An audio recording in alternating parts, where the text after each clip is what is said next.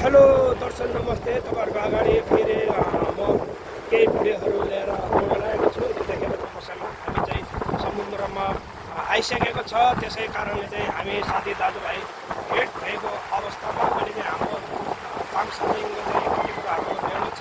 आज हाम्रो भेट भएको छ तामाङ घेदुङसँगको। लासो लासो हजुर लासो बाबुला।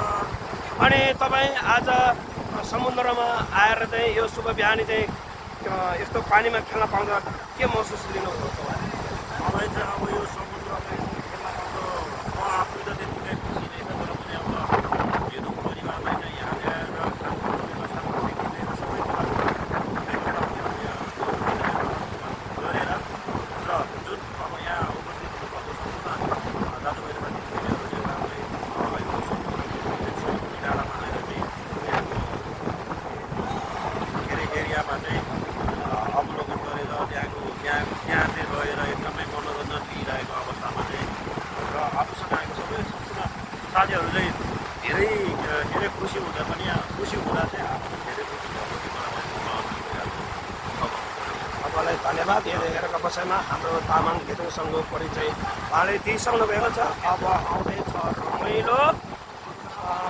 यतिखेर चाहिँ कति कुराहरू उहाँ माटोमा खेलिरहनु भएको छ। अनि चाहिँ आज तपाईँलाई दर्शन नमस्ते। हजुरको नाम शुभ नाम?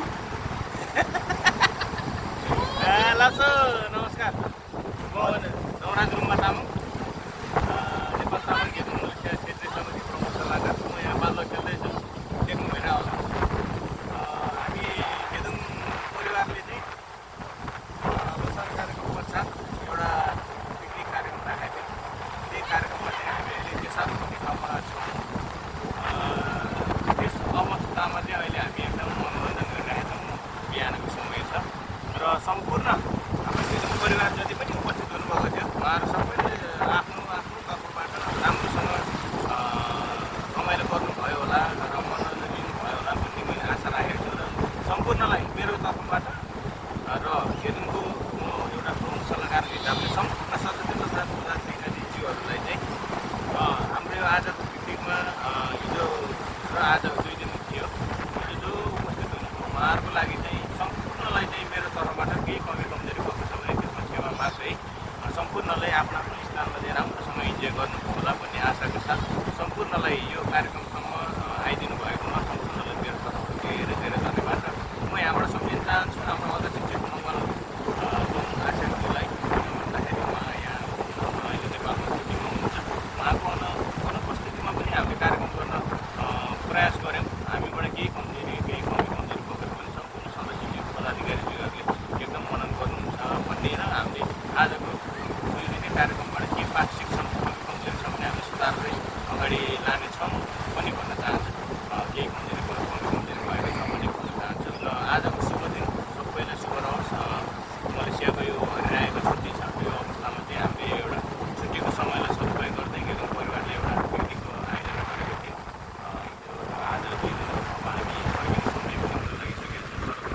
सम्पूर्ण जो जताबाट हेरिराख्नुभएको छ सम्पूर्ण सदस्य पदाधिकारीज्यूहरूलाई मेरो तर्फबाट धेरै धेरै शुभकामना। ह्याप्पी छुट्टी भन्न चाहन्छु। अनि तपाईँले आज यो समुद्रमा आएर यो बालुवाको चाहिँ धुसा बनाउनु भएको छ। अनि यो चाहिँ के फिल लिनुभयो तपाईँलाई? यो एउटा बच्चाको अनुभव भयो। पहिला हामी खोलामा सानो उमेरमा जाँदाखेरि जुन खालको रमाइलो गर्छौँ त्यही अनुभव भएको छ। समुद्रमा त्यो यो खालको समयलाई चाहिँ सदुपयोग गर्नको लागि घेदुङले यो खालको कार्यक्रम ल्याउनु भयो। क्षेत्रीय समितिको सम्पूर्ण परिवारले मेरो तर्फबाट धेरै धन्यवाद। धन्यवाद। चाहिँ हाम्रो यहाँ मैले हाम्रो तामाङ घेदुङसँगको सल्लाहकारसँग मैले इन्टरभ्यू लिइसकेको छ। अनि कति कुराहरू हामी कमी कमजोरी होला। अनि चाहिँ मैले माइक नल्याएको कारणले आज तपाईँहरूको माझमा राम्रो भिडियोहरू मैले बनाउन सकिनँ।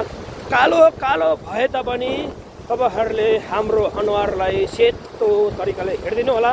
हाम्रो आज यो बसाइमा समुद्रको चाहिँ भिडियोहरू हामीले बनाएका छौँ। अनि चाहिँ यतिखेरको शुभ बिहानीमा चाहिँ कति घामहरू लागिरहेको छ। अनि यो घाम सँगसँगै हामी पानीमा खेलिरहेको छ। यतिखेरको अवस्थामा कति कुराहरू हामीसँग केही अबुक भयो होला, तपाईँहरूको माझमा केही कुराहरू हामीले ल्याउन सकेन होला। आइ एम सो सरी है, बाई।